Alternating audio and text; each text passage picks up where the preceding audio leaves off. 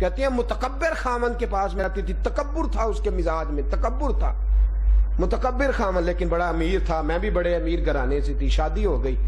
کہتی ہیں چھت پہ میرا خامن بیٹھا تھا تو باہر ایک فقیر مانگنے والا آیا، مانگنے والا، تو میں اس کو کہا کہ میں اپنی جیب سے جو میرے ماں باپ نے مجھے مال دیا ہے، میں بہت سارے پیسے لے کے تیرے پاس آئی ہوں، جہیز لائی ہوں، جائیداد لے کے آئی ہوں، تو میں اس کو 10 آنے دے دوں؟ کہنے لگا چپ کر، ان کا کام ہے، خبردار اگر گئی تو۔ میں نے کہا میرے ذاتی پیسے نہیں دینے۔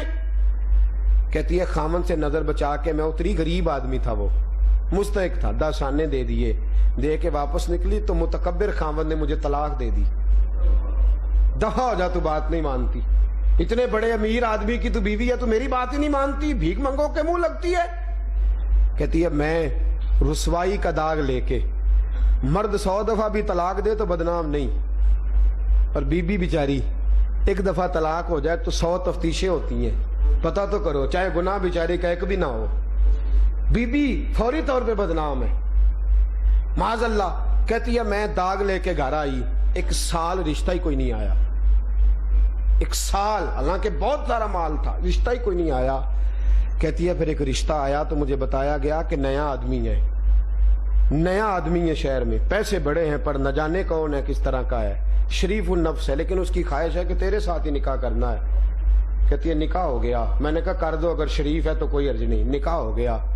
جب اس کے کمرے میں گئی تو میری چیخ نکلی، یہ تو وہی ہے جو میرے دروازے پہ بھیک مانگنے آیا تھا۔ بے پرواہی ویکھ سجن دی، جتھے کسے دی پیش نہ جاوے، انہیں تاجاں والے در در رولے، منگتیاں تخت بٹھاوے۔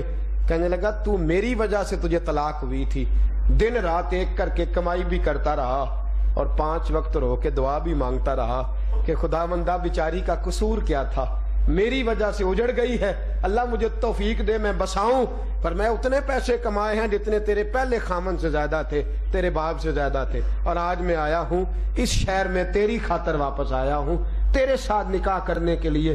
کہتی ہے اتنی عزت کرتا تھا، مجھے پیروں کی طرح رکھتا تھا۔ 1 سال اور گزرا، اسی طرح کا مکان بنا جیسے پہلے خامن کا تھا۔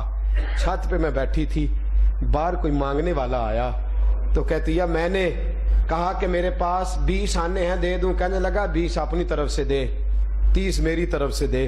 کہتی ہے دروازہ کھولا تو غش کھا کے گری، یہ تو میرا پہلے والا خامند ہے، یہ آج بھیک بے پرواہی ویک سجن دی، کسے دی پیش نہ جاوے، انہیں تاجاں والے در در رولے، منگتیاں تخت بٹھاوے، او سجنا کسے نو کارا مل دئی، کوئی کعبے او خالی آوے۔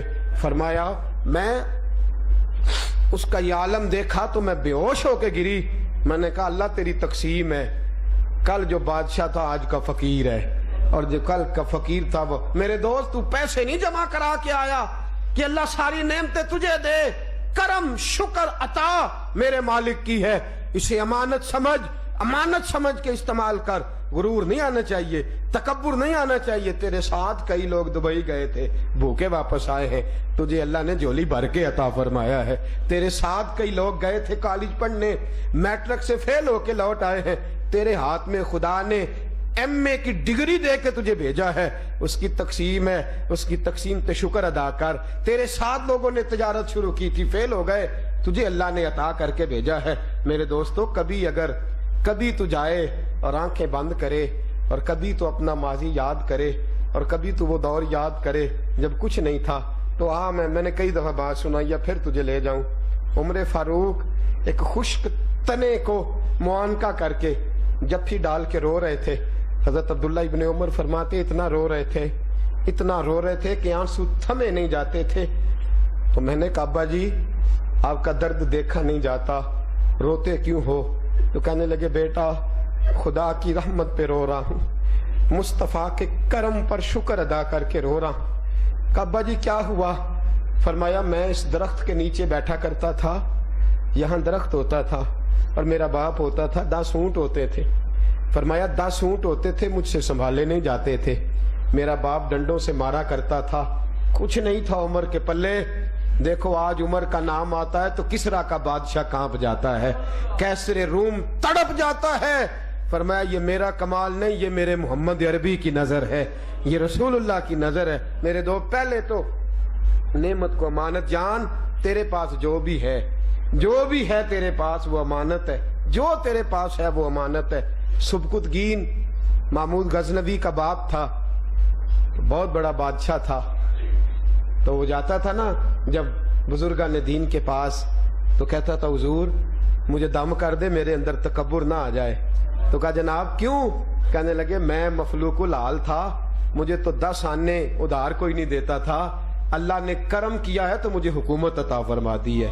کبھی کبھی بھولنے لگتا ہوں کہ شاید یہ میری وجہ سے ہے، کبھی کبھی میرے اندر بات آتی ہے تو مہربانی کریں کو دم کر دیں، کوئی وظیفہ بتلا دیں۔ میرے دوست نعمتوں کو امانت سمجھ، صحیح استعمال کر، اور پھر اللہ امانت دے تو شکر کر، اور اگر لے جائے تو پھر صبر کر۔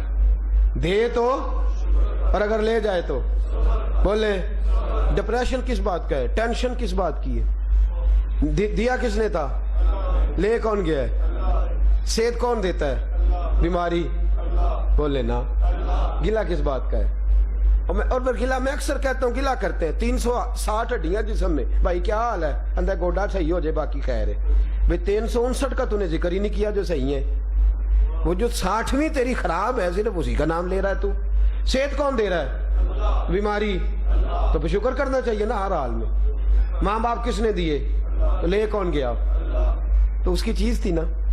بچے کون دیتا ہے تو لے کون جاتا ہے؟ اس کی امانت ہے نا، تو جب چاہتا ہے دیتا ہے، جب چاہتا ہے۔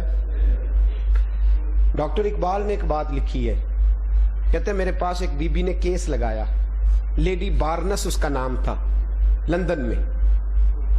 اقبال حکیم الامت کہتے ہیں، اور اقبال تو خیر اس زاویے کو بڑا، وہ کہتے ہیں اس سے بڑھ کر اور کیا ہو فکر و عمل کا انقلاب، اس سے بڑھ کے، کہتا یہ سب سے بڑا انقلاب میرے نبی نے برپا کر دیا، سوچ کا بھی عمل کا بھی۔ اس سے بڑھ کے اور کیا ہو فکر و عمل کا انقلاب، بادشاہوں کی نہیں اللہ کی ہے ساری زمین، یہ بادشاہوں کی نہیں اللہ کی ہے۔